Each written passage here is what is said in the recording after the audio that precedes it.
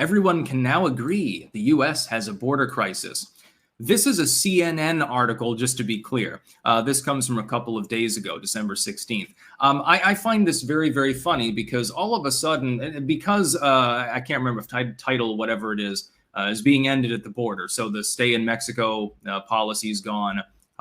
Catch and release is being reinstituted. The border is going to be more open than it currently is very soon. All of a sudden, it's now fashionable for the legacy media to admit to what it should have been reporting on fucking before the midterms, which is, hey, tens of thousands of people are pouring across the southern border in any given week. It's unsustainable. It's untenable. Even if you want these people in the country and don't have a problem with them, it's impossible to process them all. Normally, citizens go through a process where they come of age, they register for things, they get an ID, they want a gun, they go through a background check. They want a car, they need a driver's license to use it. They have to show documentation they are who they are. Even if you don't want any form of documentation at all, though, you can't even sustain all of the people that are coming across the southern border. So, shit, even progressives should be worried about this, even if only for humanitarian, give us your huddled masses purposes. What's the point of having a huddled mass so large the country literally can't even give them any quality of life? It doesn't even make any sense. But now all of a sudden they're admitting to it. I wonder. Interesting. What happened a month ago? Oh, that's right. We had a fucking election, the midterms. I wonder why they waited for this particular opinion piece to drop at that time. In fact, it's not even a fucking opinion piece. This is analysis from one of CNN's own staff. We're seeing multiple stories of this kind at this particular moment right after the election ends. What a coincidence. It's interesting. It's almost like they didn't want to remind people, hey, by the way, they're literally suing the state of Arizona for attempting to close gaps in the border using shipping containers at the moment. They're literally suing the state of Arizona for that. They haven't completed the wall, including what was already pre-funded by the Trump admin.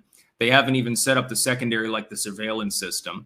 They haven't done anything. There are too few agents, even after the mass hiring Trump went on, too few vehicles. They can't process them all. You've had situations where like local sheriff's offices are like, we don't even have the ability to do anything. We detain these people when they come across. We don't even have time to fingerprint all of these people. And then we just turn them loose. We let them go on the streets and say, well, welcome to America, I suppose. I have no clue who you are.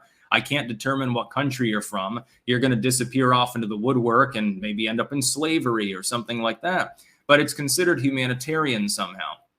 Enslaving a bunch of people from Mexico and Nicaragua and Honduras is considered to be a good thing by the American left. It's crazy.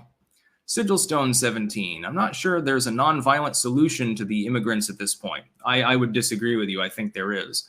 There's too many. If a government is voted in to deport them, they'll just get violent once it's tried and all hell breaks loose. No. I think that deportation is possible, but I think you need to be a pragmatist about such things. I do not believe in deporting some random kid who was, for instance, born on U.S. soil. Yes, I know I'm a magical soil fallacy and stuff. Okay, can it? For legal purposes, they can't be deported. I have no problem with them having a parent or guardian that also was technically illegal at the time, as long as they haven't broken any laws, they're willing to pay back taxes and shit staying, because, of course, otherwise, the state has to pay for the individual. It's cheaper to just keep the other person in the country. If a person has gone to college, etc., some of the dreamers gone into the military, typically the United States and other countries do grant residency to people who are willing to fight for you. That's not a problem. You're still left with a chunk of 8 or 9 million people at that point. They don't qualify for asylum, although a handful of others do. They don't have any legitimate reason to be in the country. They should be deported, in my opinion. The real problem with doing that right now is really sanctuary states and cities, number one, and the fact that they're not making an attempt to do so, number two.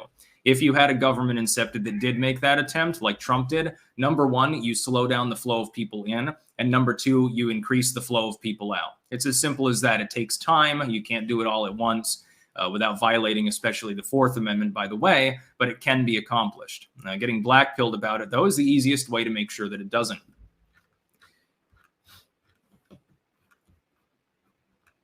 No, it really starts, though, with securing the border. But of course, the current administration, the odds of them doing that are effectively zero. They'd rather tear down border wall than put new wall in because they want slaves. I hope that all of the people that come into the United States illegally realize most of you are not going to have an easy life, and effectively you're being used as slaves and political pawns. It's really, really rather sad when you think about it.